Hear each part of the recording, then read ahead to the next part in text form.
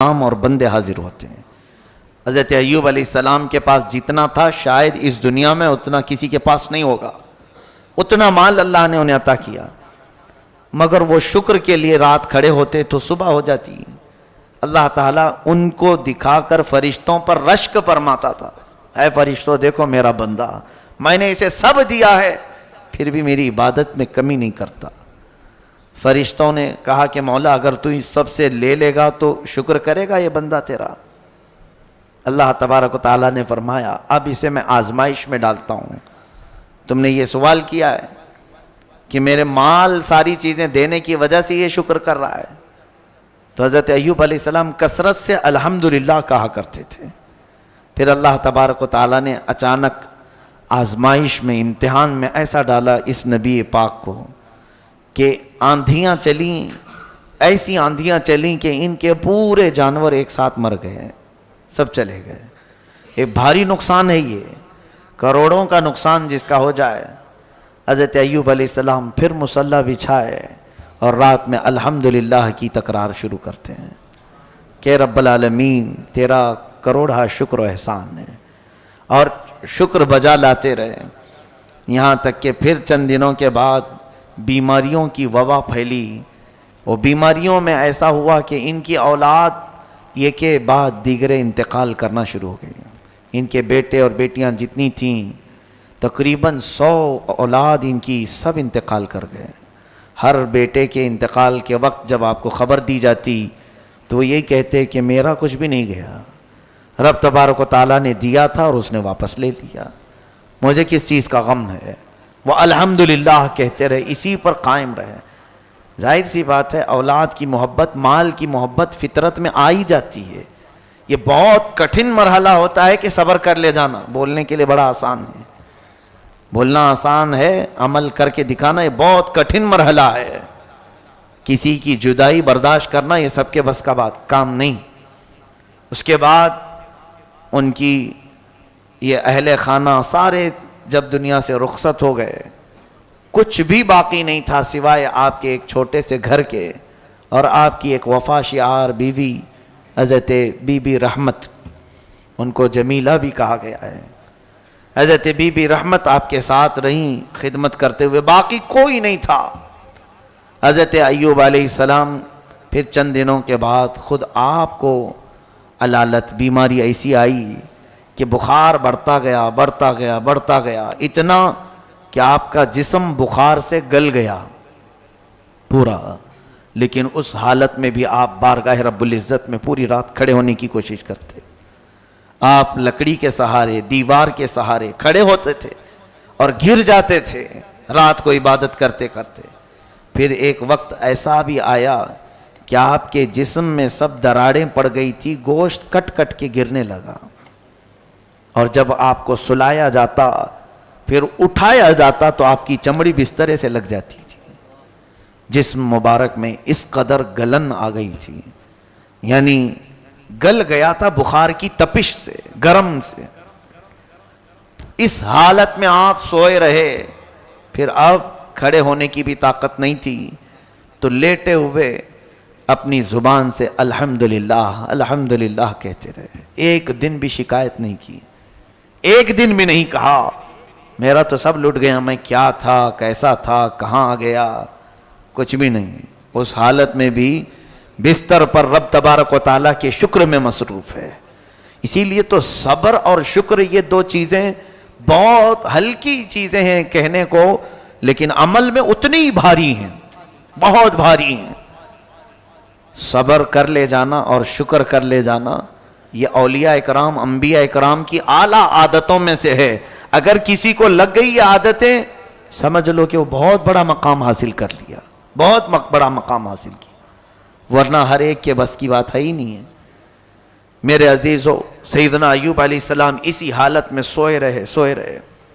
پھر ایک وقت ایسا آیا کہ آپ کی زبان کٹ گئی جگہ جگہ سے، زبان ہلتی نہیں تھی۔ اس حالت میں بھی ان کی وفا شعار خاتون حضرت بی بی رحمت انہیں چھوڑ کر نہیں گئیں۔ اس خاتون کو ہماری عورتیں آئیڈیل بنا لیں، نمونہ بنا لیں۔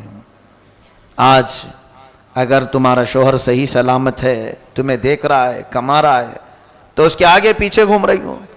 جہاں اس کی نوکری چھوٹی، جہاں اس کی صحت میں کمی آئی، تم فوراً شکایتیں شروع کرتی ہو، اور پھر کوشش میں یہ لگی رہتی ہیں کسی بھی طرح سے بھاگ جائیں چھوڑ کر کے. کچھ نہیں کرتا ہے. اس کی صحت مندی کے دنوں میں تو کچھ کیا اس نے. اگر آج اس پر کوئی چیز آفتیں آ گئی ہیں، بارگاہ رب العزت میں دعا کرو کہ مولا اس پر آئی ہوئی بلائیں ٹال دے. اللہ تعالی بیوی کی دعا سے شوہر کو صحیح فرماتا ہے، لیکن ناشکری بیویوں سے نہیں. اور حدیث پاک میں یہ بھی ہے، حضور صلی اللہ علیہ وسلم فرماتے ہیں میں نے جہنم میں اکثر عورتوں کو دیکھا معراج کی رات میں. صحابہ سے صحابیات اس وقت جو موجود تھیں حضور سے پوچھتی ہیں یا رسول اللہ کیوں عورتیں زیادہ کیوں تھیں؟ اللہ کے نبی فرماتے ہیں یکفرن العشیر، کہ وہ اپنے شوہروں کی ناشکری بہت کرتی ہیں. ناشکری. اور حضور نے یہ لفظ بھی بتا دیا حدیث پاک میں کہ زندگی بھر اس کے ساتھ اس کا شوہر اچھا کرتا ہے، کبھی اس کی خواہش کے مطابق کوئی کام نہیں کیا تو وہ پورے کاموں کو یوں کہہ دیتی ہے کب تم نے میرے ساتھ اچھا کیا. یہ جملہ اس کو جہنم میں لے جائے گا. یہ تو عادت سی بنی ہوئی ہے گھروں میں. میری بہنیں، عزت مآب خواتین، ان تمام چیزوں سے پرہیز کرو. تمہاری زبان جو اس طرح سے بے لگام ہے آج، یہ دوزخ میں جانے کا سبب بن سکتی ہے. اپنے شوہر کے متعلق اللہ تعالیٰ نے جب یہ تمہیں جوڑا لکھ دیا ہے، صبر کر لے جاؤ، بہت بڑا تمہارے لیے اجر ہے. ظاہر سی بات ہے آج تمہارا شوہر جیسا بھی ہوگا فرعون تو نہیں ہوگا. فرعون تو نہیں ہوگا. فرعون حضرت آسیہ کو سلاتا تھا اور ان کی ہتھیلیوں میں میخ مارتا تھا، کیلیں ٹھوکتا تھا، اور پھر ان کے سر کی چوٹی کے بال سے چھت کو لٹکا دیتا تھا. دن بھر وہ بالوں سے لٹکی رہتی تھی. اس قدر ظلم کرتا تھا سیدہ آسیہ پر. کس لیے؟ کہ وہ حضرت موسیٰ علیہ السلام پر ایمان لائی تھی، اور اسی حالت میں ان کو شہید کر دیا. اس نے مار کر کے ٹکڑے کر کے شہید کیا سیدہ بی بی آسیہ رضی اللہ تعالیٰ نے. لیکن میرے آقا صلی اللہ علیہ وسلم فرماتے ہیں آسیہ کو میں نے جنت کے سب سے بلند مقام میں دیکھا. اور پھر اتنا ہی نہیں بلکہ حضور صلی اللہ علیہ وسلم فرماتے ہیں میں معراج کی شب جبرائیل کے ساتھ جا رہا تھا، ایک جگہ سے تیز خوشبو آئی. پوچھا جبرائیل یہ کس چیز کی خوشبو ہے؟ عرض کرتے ہیں یا رسول اللہ صلی اللہ علیہ وسلم فرعون کی بیوی آسیہ کی کنگھا کرنے والی جو خاتون تھی اس کے ہاں سے خوشبو آ رہی ہے. اس کے حضرت آسیہ کے بالوں میں جو کنگھا کرنے والی خادمہ تھی یہ اس کی قبر کی خوشبو ہے. پھر حضرت آسیہ کا حال کیا ہوگا؟ صبر کی وجہ سے وہ اجر دیا گیا. بہرحال حضرت بی بی رحمت ایوب علیہ السلام کی نیک وفا شیار خاتون یہ بھی ایسی صابرات تھیں، چھوڑ کر بھاگی نہیں.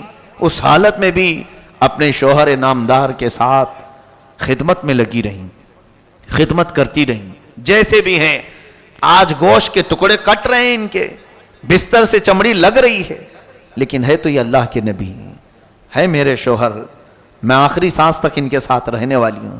لیکن علاج کے لیے دوڑ بھاگ بھی کرتی تھی. ایک بار بازار میں ایک حکیم صاحب پکار رہے تھے میرے پاس، ہر چیز کا علاج ہے. یہ دوڑی دوڑی چلی آئیں. پوچھا اپنے شوہر کی بیماریاں سب بتائیں، ایسے ایسے میرے شوہر کی تکلیف ہے، کیا ان کا علاج ہو سکتا ہے تمہارے پاس؟ اس حکیم نے کہا بالکل ہو جائے گا، چٹکی میں علاج کروں گا. در حقیقت وہ ابلیس تھا، شیطان مردود تھا. اس نے یہ جان بوجھ کر کے جال بنایا تھا کہ آخر وقت وہ بہتوں کا ایمان چھین لیتا ہے. کہا اے خاتون تیرے شوہر کا علاج تو میں کر دوں گا، اجرت کیا لوگے؟ کہا اجرت میری کچھ بھی نہیں ہے، معاوضہ بس اتنا کہہ دینا کہ شفا دینے والا تو ہی ہے. وہ مجھے اتنا مان لے کہ میں شفا دینے والا ہوں. عورتوں کو کبھی کبھار محبت میں جب غالب ہوتی ہیں تو کچھ سمجھ میں بھی نہیں آتا ہے. اندھا دھند جیسے آج بھی بچوں کی محبت میں عورتیں بہک جاتی ہیں. ارے کہیں سے تو علاج ہو جائے، میرا بچہ بچ جائے. یہ نہیں ہے ایمان. میرا شوہر بچ جائے، میں کچھ بھی کر لوں، چاہے مندر جانا پڑے، چاہے کہیں مجھے سر ٹیکنا پڑے، میرا بچہ بچ جائے. نہیں، کفر و شرک کر کے اگر تم کسی کو بچا سکتی ہو تو پھر کس خاک کی زندگی جی رہے ہو؟ یہ نہ ایمان ہے نہ اسلام ہے. یہاں تمہاری آزمائش ہے, یہاں تمہارا امتحان ہے. اپنی چاہے سخت بیماری ہو یا اپنے عزیزوں کی, حرام راستہ تم اختیار کر ہی نہیں سکتے, نہ کرو جب تک ہو سکے. بیماری کس نے دی تمہیں؟ اللہ نے. اور شفا کون دے گا؟ اللہ. یہ عقیدہ بس کافی ہے. مجھے جو بیماری پہنچی ہے وہ اللہ کی طرف سے آئی, اور شفا بھی اللہ ہی عطا کرے گا. اس عقیدے پر قائم رہو بس.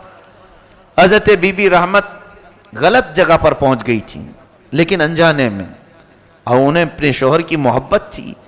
ان کو خیال بھی نہیں آیا کہ کیا گمراہ کرنے کی بات کیا ہے, کچھ نہیں سوچا انہوں نے. دوڑتی دوڑتی آئی, اپنے شوہر سے کہہ دیا اب آپ کا علاج ہو جائے گا, اب گھبرائیے مت, میں نے اچھا ڈاکٹر تلاش لیا ہے, اچھا حکیم مل گیا ہے. کہا کیا؟ کہاں سے حکیم ملا؟ کہا بازار میں ایک بہت بڑے بزرگ ہیں, اچھے حکیم ہیں. کہا اجرت تم کہاں سے دو گی؟ ہمارے پاس تو کچھ ہے نہیں. کہا نہیں, وہ اجرت بھی نہیں لیں گے. انہوں نے اتنا ہی کہا ہے کہ بیماری صحیح ہونے کے بعد آپ اتنا کہہ دیں کہ شفا دینے والا تو ہے. جلال میں آ گئے ایوب علیہ السلام بیماری کے عالم میں. کہا اے جمیلہ تم کسی حکیم کے پاس نہیں, ابلیس لعین کے پاس گئی تھی. اللہ کی قسم, سنو ایوب علیہ السلام قسم کھاتے ہیں, اللہ کی قسم اگر میں صحیح ہو گیا تو تجھے 100 کوڑے ماروں گا. بیماری میں ایک ہی عورت ساتھ رہی ہے, کوئی نہیں ہے. اس کے باوجود یہ ایمان کی اعلیٰ مثال اگر کہیں ملتی ہے تو نبیوں کے دربار میں. انہوں کو کسی سے کوئی پرواہ نہیں ہے کہ یہ چھوڑے گا وہ چھوڑے گا, مجھے کچھ نہیں. مخلوق سے ان کی کوئی پرواہ ہی نہیں ہوتی. وہ نبی اللہ تھے, اللہ کے نبی تھے. ان کا عقیدہ تو اپنے رب کے ساتھ بڑا مضبوط تھا. جاتا ہے کوئی تو جائے, میرا مولا مجھے پرورش کرے گا. بی بی رحمت کو آپ نے قسم کھا کر کے کہا, تب بھی وہ بھاگ کر کے نہیں گئیں. ایک تو بیماری میں تمہارا اچھا کرنے گئی اور الٹا تم مجھے مارنے کی بات کر رہے ہو, اور وہ بھی قسم کھا لیا کہ مجھے 100 کوڑے مارو گے. اگر اس زمانے میں کسی خاتون کو کہہ دیں تو وہ پورا بکھیڑا کھڑا کر دیں, ہمیں کھلا چاہیے, طلاق چاہیے, مجلس بٹھاؤ, میٹنگ بٹھاؤ, بہت سارے معاملات. یہاں پر ایک چیز سیکھنے کو ملتی ہے کہ اگر ایمان میں مرد مضبوط ہو, اپنی عورتوں کے متعلق یہ کہہ دے چاہے ہمارے گھر میں کچھ بھی ہو جائے, غلط راستے کے ذریعے سے کوئی چیز ہمارے گھر نہ پہنچے گی. بس اس پر آپ قائم رہیں, دیکھیں پھر آپ کی اولاد بھی, آپ کا گھرانہ بھی اس طرح سے چلے گا کہ اللہ تبارک و تعالیٰ سارے صالحین آپ کی نسل میں پیدا فرمائے گا. لیکن ہم مجبوریوں کے عالم میں یہ سوچ لیتے ہیں کہیں سے بھی آ رہا ہے چلا لو یار, آج غربت ہے, تنگی ہے, کہیں حرام کا آ رہا ہے چلا لو. بہت سارے لوگوں کے گھر اس طرح سے تباہ و برباد ہو گئے. یاد رکھنا, کبھی تم مالدار تھے, بڑے پیسے والے تھے, جیب میں ہمیشہ مال بھرا رہتا تھا, اچانک ایسی بندش لگ گئی کہ اب کچھ بھی نہیں آتا, خال خال پھر رہے ہیں. ایسے حالت میں تمہارا امتحان چل رہا ہوتا ہے. اب تمہاری بیویاں اگر صابرہ ہوں تو کہیں گی کہ چھوڑو, اچھے دن بھی ہم نے دیکھے ہیں, یہ برے دن بھی ٹل جائیں گے, اللہ تعالیٰ پھر اچھے دن لے آئے گا. لیکن اگر کوئی یہ کہنا شروع کر دے خالی خالی پھر رہے ہو, کیسے چلے گا, جاؤ کہیں سے منہ مار کے لے آؤ. پھر اگر وہ منہ مارنے کی بات آئے تو کسی کو دھوکہ دے, کسی کو ٹوپی پہنائے, کسی کو جھوٹ بولے, کہیں سے سود سے حاصل کرے, چوری سے حاصل کرے, ڈکیتی سے حاصل کرے. مال آیا تو یہاں 2 کی ذمہ داری, اگر بیوی گھر میں لے آئی تو شوہر کی ذمہ داری ہے پوچھے کہ کہاں سے آیا, پوچھے نہیں, ارے کہیں سے تو لے کے آ رہی ہے, کچھ تو کر کے لا رہی ہے, گھر چل رہا ہے نا. اور اگر شوہر لا رہا ہے ایسے تنگ دستی کے دنوں میں تو عورت کی ذمہ داری ہے پوچھے کیا میاں آپ کو کام لگ گیا, حلال ذریعے سے مال آ گیا آپ کے پاس. کیونکہ یہ وقت, یہ سچویشن ایک دوسرے کا مدد کا ہوتا ہے, تعاون کا ہوتا ہے. جب غربت اور تنگ دستی ہمارے اوپر چھا جائے, کہیں سے آمدنی کے ذرائع نہیں نظر آ رہے ہیں, تو اس وقت دونوں کی ذمہ داری ہوتی ہے ایک دوسرے کا تعاون کریں, اور پھر جانچ پڑتال بھی کرتے رہیں. اتنے دن سے تو سوکھا سوکھا تھا, اب کہاں سے آ گیا, کہیں کوئی غلط راستے سے تو نہیں آیا. کیونکہ اچھے دنوں میں غلط راستے پر جانے کے چانسز کم ہوتے ہیں، غربت اور تنگ دستی میں غلط راستے پر جانے کے بہت چانسز ہوتے ہیں۔ چور اکثر مال سے پریشان ہو کر کے کرتے ہیں، جسم کا دھندا کرنے والے غربت سے تنگ آ کر کے کرتے ہیں، ڈکیتی کرنے والے، اپنا جسم بیچنے والے، یہ تمام جو گناہ آج منظر عام پر آتے ہیں، اس کے پیچھے اگر کوئی سبب ہوتا ہے تو وہ تنگ دستی ہے، غریبی، پیٹ، بھوک انہیں لے آتی ہے۔ بہت سارے کاموں میں کئی ایسے مسلمان بچیاں اور مسلمان بچے چلے گئے، بہت سارے کس کام میں لگے ہیں، معاذ اللہ رب العالمین۔ پچھلے سال کی بات ہے، مجھے ایک صاحب نے بتایا تھا کہ یہ اپنے جسم کو بیچنے کے کام شروع کر چکے ہیں، کہ انہیں اس کی نمائش کے، اس کے استعمال کے اچھے خاصے پیسے دیے جاتے ہیں۔ اے میرے عزیزو، کہ اللہ تعالیٰ کی یہ امانت تمہیں اس کام کے لیے استعمال کے لیے دیا ہے مولا نے، اس غلیظ کام کے لیے، جس میں اگر تمہارے عیب رب تبارک تعالیٰ کھولے تو معاشرے میں رہنے کے قابل نہ ہو۔ اللہ تعالیٰ ہماری تنگ دستی اور غربت میں ہماری حفاظت فرمائے۔ حضرت ایوب علیہ السلام کی خاتون ذرا غلط راستے، غلط حکیم کے پاس چلی گئیں تو آپ کا جوش ایمانی تو دیکھو، قسم کھا لیا کہ اگر میں صحیح ہو گیا تو تجھے کوڑے ماروں گا، 100 کوڑے ماروں گا۔ انہوں نے توبہ کر لیا، نہیں مجھ سے بھول ہو گئی، میں آپ کی محبت میں سمجھ ہی نہیں پائی کہ وہ کیا کہا۔ خیر اللہ نے مجھے ہدایت دی آپ کے ذریعے سے، شکر بجا لائی، پھر بھی چھوڑ کر کے نہیں گئی۔ اب دیکھیں، اب پوزیشن یہ آئی کہ حضرت ایوب علیہ السلام کے ذکر کرنے کے لیے جو زبان تھی وہ زبان بھی لڑکھڑا گئی۔ زبان میں ایک روایت میں ہے کہ 8 ٹکڑے ہوئے تھے، کٹے ہوئے، بیچ میں سے دراڑیں تھی۔ اب وہ زبان ہل نہیں پا رہی تھی، جو الحمدللہ کی تسبیح ہے۔ اے میرے عزیزو، اتنی بیماری اللہ نے کسی کو دیا آپ میں سے، اس کے باوجود شکایت کی زبان کتنی لمبی ہے ہماری۔ اب حضرت ایوب علیہ السلام کا جملہ سنیں، کہتے ہیں ربی انی مسنی الضر وانت ارحم الراحمین۔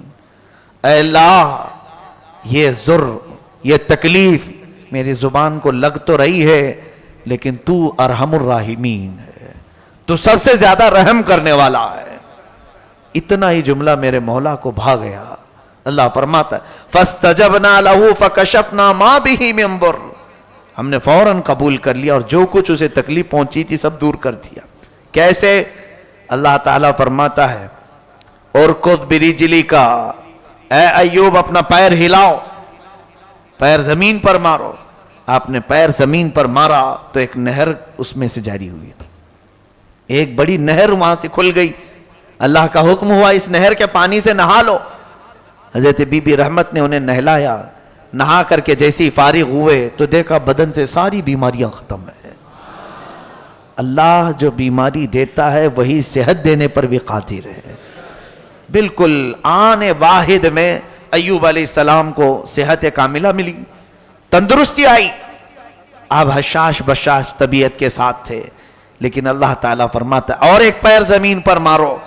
آپ نے دوسرا پیر زمین پر مارا تو اللہ تبارک و تعالیٰ فرماتا ہے آتیناہ اہلہ ومثلہ معہم، ہم نے ایوب کو اس کی پوری اولاد دوبارہ زندہ کر کے دے دی، بلکہ اتنی ہی مال اور ہم نے اسے دے دیا جو پہلے تھا۔ حضرت ایوب علیہ السلام آزمائش میں کامیاب ہو گئے، امتحان میں کامیاب ہوئے۔ اب رب تعالیٰ نے فرشتوں سے فرمایا اے فرشتوں، تم کہتے تھے کہ میں نے اسے مال بہت دیا اس لیے یہ عبادت میں رہتا ہے، کیا تم نے دیکھا اس کو بیماریوں کی اعلیٰ درجے تک میں نے تکلیف دے دی، پھر بھی اس کی زبان لڑکھڑائی نہیں شکایت میں، میرے شکر میں ہی یہ بندہ رات گزارتا رہا۔ حق ادا فرمایا سیدنا ایوب علیہ السلام نے۔ لیکن اب اس کے بعد کی بات دیکھیے، حضرت ایوب علیہ السلام قسم کھائے تھے بیماری میں، اب وہ کوڑا مارنے کے لیے بیٹھ بھی گئے۔ بی بی رحمت کو کہا کہ میں نے قسم کھا لیا۔ قسم کو معمولی مت سمجھیں جو روز مرہ آپ کھا لیتے ہیں۔ قسم کھانے کے بعد اگر کوئی پوری نہیں کیا تو قرآن کا حکم سنیے فَكَفَّارَتُهُ إِطْعَامُ عَشْرَةِ مَسَاكِينَ، پھر اسے 10 مسکینوں کو کھانا کھلانا پڑے گا، یا پھر کپڑے پہنانے پڑیں گے، او کسوتہم او تحریر رقبہ، فَمَن لَّمْ يَجِدْ فَصِيَامُ 3 أَيَّامٍ، اور اگر 10 مسکینوں کو کھانا نہیں کھلا سکتا تو قسم توڑنے کے کفارے میں اسے 3 روزے رکھنے پڑیں گے۔ یہاں پتہ نہیں کتنے لوگ صبح سے شام تک ماں کی قسم، باپ کی قسم، اس کی قسم، اس کی قسم، یہ عادت سی ڈال لی ہے۔ اور حدیث پاک کے الفاظ یہ بھی سن لیجئے کہ منافق کی علامت یہ ہے کہ وہ ہر بات پر قسم کھایا کرتا ہے۔ منافق کی علامت کہ وہ اپنے کاروبار میں بیچنے کے لیے قسم کھا کر کے بیچتا ہے۔ لا تجعلوا اللہ عرضۃ لایمانکم، اللہ کو اپنی قسموں کا نشانہ نہ بناؤ، اللہ فرماتا ہے۔ قسم کھانے کی جو ضرورت ہے وہ بہت الگ چیز ہے، جہاں یقینی بات کہی جاتی ہے وہاں پر قسم یاد کی جاتی ہے۔ اب سنیے، نبی کی قسم ایسے نہیں ہوتی کہ کھا لیے اور چھوڑ دیے، ایسا تو چلتا رہتا ہے نہ، اس کو پورا کرنے کے لیے بیٹھے۔ اب 100 کوڑے عورت کو ماریں گے تو مری جائے گی۔ بی بی رحمت اور اتنی وفا شعار خاتون کی بیماری میں بھی ساتھ نہ چھوڑی، لیکن کیا ہے، حضرت ایوب علیہ السلام نے جو کوڑے مارنے کی قسم کھائی اس کو پورا کرنے بیٹھے ہی تھے کہ اللہ تعالیٰ کو رحم آیا۔ مولا تعالیٰ نے جبرائیل امین کو بھیجا، کہا ہے جبرائیل جاؤ، میرا بندہ اپنی قسم پوری کر کے رہے گا، کیونکہ انہوں نے قسم یاد کی، قسم کھایا ہے تو یہ پوری کر کے رہیں گے۔ ان سے کہہ دینا خذ بیدک ضغطا فاضرب بہ ولا تحنث انا وجدناہ صابرا۔ اللہ فرماتا ہے ایوب سے کہنا ایک جھاڑو لے لے جس میں 100 کاڑیاں ہوتی ہیں، ایک بار بی بی رحمت کو مار دے، اس کی قسم پوری ہو جائے گی 100 کوڑے کے برابر۔ یہ رب تبارک و تعالی ہے، جب وہ چاہے اپنے معاملات میں تخفیف اور آسانی بھی فرما دے۔ ویسے ہم گناہوں کے بوجھ اٹھا کر کے لے جاتے ہیں۔ آج قرآن کی ایک آیت میں پڑھ رہا تھا جس میں اللہ تبارک و تعالی فرماتا ہے وَسِيقَ الَّذِينَ كَفَرُوا إِلَى جَهَنَّمَ زُمَرًا، کھینچ کر کے لایا جائے گا کافروں کو، حَتَّى إِذَا جَاءُوهَا فُتِحَتْ أَبْوَابُهَا، جب وہ قریب آئیں گے دروازے کھول دیے جائیں گے۔ وَقَالَ لَهُمْ خَزَنَتُهَا، اور جہنم کے جو دربان کھڑے ہوں گے وہ ان سے کہیں گے، کافروں سے، جہنمیوں سے، أَلَمْ يَأْتِكُمْ رُسُلٌ مِّنْكُمْ، کیا تمہارے پاس اللہ کے رسول نہیں آئے تھے؟ یتلون علیکم آیات ربکم، تمہارے سامنے وہ تمہارے رب کی آیتیں تلاوت نہیں کرتے تھے؟ وینذرونکم لقاء یومکم ھذا، اور یہ قیامت کے دن سے تمہیں نہیں ڈراتے تھے؟ یہ جہنم کے دربان پوچھ رہے ہوں گے، کھینچ کر کے جن جن کو لایا جائے گا۔ اب وہ کیا کہیں؟ قالوا بلا ولکن حقت کلمۃ العذاب علی الکافرین، کہیں گے ہاں آئے تو تھے لیکن کیا کریں، افسوس کہ عذاب ہم پر مسلط ہو گیا ہے۔ پھر کہا جائے قیل ادخلوا ابواب جہنم خالدین فیہا، ان سے کہا جائے گا داخل ہو جاؤ جہنم میں، ہمیشہ تم کو یہاں رہنا ہے، نکلنا نہیں اب یہاں سے۔ پھر دوسری آیت وسیق الذین اتقوا ربهم الی الجنۃ زمرا، کچھ متقی پرہیزگاروں کو بھی کھینچ کر کے جنت پہ لے آیا جائے گا، ان کو بھی پکڑ کر کے لے جانے کی بات ہے۔ یہ بعض بندے ہیں جنت میں ان کو کھینچ کر کے لے جایا جائے گا، کیونکہ وہ کہیں گے ہم جنت کے لیے عبادت نہیں کرتے تھے، ہم اللہ کے لیے کرتے تھے۔ کچھ ایسے مخلص بندے ہوں گے، اللہ تعالیٰ ان کو فیصلہ سنا دے گا جاؤ تم نے جو عبادت کی اس کے بدلے میں تمہیں جنت ہے، وہ کھڑے ہو جائیں گے میدان میں محشر میں، نہیں ہم جنت کے لیے نہیں عبادت کرتے تھے، ہم تیری رضا کے لیے کرتے تھے۔ تب حکم ہوگا پکڑ کر کے لے جاؤ ان کو۔ وسیق الذین اتقوا ربهم الی الجنۃ زمرا حتی اذا جاؤوها فتحت ابوابها، اب جب یہاں آئیں گے تو اس کے بھی دروازے ان کے لیے کھول دیے جائیں گے۔ وقال لهم خزنتها، اب جنت کے جو دربان فرشتے ہیں وہ کیا کہیں گے؟ سلام علیکم طبتم فادخلوها خالدین، تم پر سلامتی ہو، مبارکبادی ہو، اے جنتی ہو، آؤ اندر اور ہمیشہ ہمیشہ کے لیے رہ جاؤ۔ اب پھر وہ کیا کہیں گے جنتی؟ وقالوا الحمدللہ، وہ کہیں گے اللہ کا شکر ہے، ہم سے اللہ نے بڑی آفت کو دور کر دیا۔ اب یہ تفسیر میں بتاؤں، اس آیت کو پڑھتے وقت میدان میں کھڑے ہیں، اعمال دیے جا رہے ہیں، بندہ جو ہے اپنے اعمال پڑھنے میں مصروف ہے، تو جیسے ہی نیکیاں پڑھنے کا حکم دیا جاتا ہے پہلے اس کو، تو اپنی اچھائیاں پڑھتا رہتا ہے۔ یوم تبیض وجوہ، یہ بھی قرآن میں، اس کا چہرہ ایک دم چمک جائے گا، یعنی سفید، اور اس کے بعد وہ ہنستا مسکراتا پڑھتا جا رہا ہے۔ رب تبارک و تعالیٰ اس سے پوچھتا ہے، یہ تیرے اعمال جو تو نے پڑھا تو اس سے خوش ہے؟ وہ کہتا ہے ہاں مولا خوش ہوں۔ اللہ فرماتا ہے میں نے قبول کر لیا ہے، یہ تیری نیکیاں قبول کر لیا، اس لیے اس میں ہے یہ۔ اچھا اور آگے پڑھ، پھر آگے پڑھے گا، اب اس کی برائیاں شروع ہو جائیں گی۔ اب جب برائیاں پڑھنے لگے گا، تسود وجوہ، کالا ہونے لگے گا چہرہ، شرمندہ ہونے لگے گا، اب اس کے ہاتھ پیر کانپنے لگیں گے۔ رب تبارک و تعالیٰ فرماتا ہے کیا ہوا؟ ان تمام چیزوں سے تجھے پریشانی ہو رہی ہے؟ وہ رونے لگے گا اور سر نہیں اٹھائے گا، اے رب العالمین مجھے ایسا لگتا ہے کہ میری نیکیوں پر یہ بھاری ہو جائیں گے، یہ غالب آ جائیں گے۔ رب تبارک و تعالیٰ فرماتا ہے اب یہی چیز میں بتانا چاہتا ہوں کہ وہ قادر مطلق ہے، جب جسے جیسا چاہے حکم فرمائے۔ اب اس کے بعد ارشاد فرماتا ہے اے فرشتوں اس کا نامہ اعمال لے لو، فرشتے لے لیں گے اور اس کے بعد پھر اسے دیں گے، پھر پڑھ، اب پڑھنے لگے گا، اللہ تبارک و تعالیٰ اس کی پوری برائیاں مٹا چکا ہوگا۔ یمحو اللہ ما یشاء ویثبت، یہ بھی ہے اللہ جو جو چاہے گا وہ مٹا دے گا اور جتنا چاہے گا اتنا باقی رکھے گا۔ اب پھر اس سے کہا جائے گا پڑھو، وہ کہے گا مولا ابھی جو پڑھ رہا تھا وہ کہاں چلی گئی، جو میری برائیاں تھیں وہ کہاں چلی گئی؟ تو رب تعالیٰ فرماتا ہے وہ میرے غفران، میری مغفرت میں چلی گئی، میں نے تیرے ساتھ رحم کا معاملہ کیا، اس لیے کہ دنیا میں تو مجھے غفار کہا کرتا تھا، تو دنیا میں مجھے ستار کہا کرتا تھا۔ میرے عزیزو یہاں پر حضرت ایوب علیہ السلام کی بیوی پر بڑا حکم تھا 100 کوڑے مارنے کا، لیکن اللہ نے اس کو تخفیف میں لایا، آسانی پیدا کی۔